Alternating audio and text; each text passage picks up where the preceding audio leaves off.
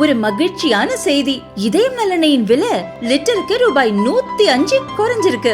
September 2023ல 1 litre இதயம் நலனையின் அதிகபட்ச விலை ரூபாய் 503. ஆனா இப்ப 1 லிட்டர் இதயம் நலனையின் விலை ரூபாய் 398 மட்டும்தான் தமிழ்நாட்டுல. அப்ப இனிமே எல்லாரும் இதயம் நலனை வாங்கலாம் இல்ல?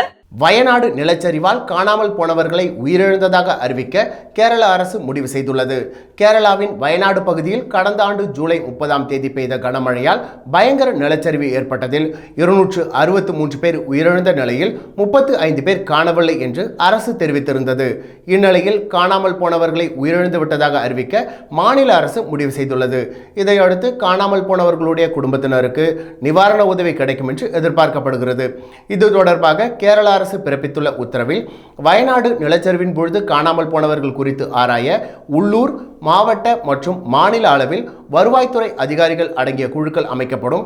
உள்ளூர் குழுவில் பஞ்சாயத்து செயலர், கிராம அதிகாரி மற்றும் சம்பந்தப்பட்ட காவல் நிலைய அதிகாரி இடம்பெறுவார்கள். இக்குழு காணாமல் போனவர்கள் பட்டியலை சரிபார்த்து மாவட்ட பேரிடர் நிர்வாக ஆணையத்திடம் சமர்ப்பிக்கும். இந்த பட்டியலை DDMA ஆய்வு செய்த பின்னர் மாநில அளவிலான குழுவிற்கு தனது பரிந்துரையை அனுப்பி வைக்கும். கூடுதல் தலைமைச் செயலர், வருவாய் மற்றும் உள்துறை முதன்மை செயலர்கள் அடங்கிய மாநில அளவிலான குழு DDMA பரிந்துரையை ஆய்வு செய்து இறுதி பட்டியலை அரசுக்கு அனுப்பி வைக்கும் என்று தெரிவித்துள்ளது. மேலும் இதன் அடிப்படையில் காணாமல் போனவர்களை உயிரிழந்தவர்களாக மாநில அரசு அறிவிக்கும் என்றும் அவர்களின் குடும்பத்தினருக்கு இறப்பு சான்றிதழ் மற்றும் உரிய நிவாரண உதவிகளை அரசு வழங்கும் என்றும் தெரிவிக்கப்பட்டுள்ளது.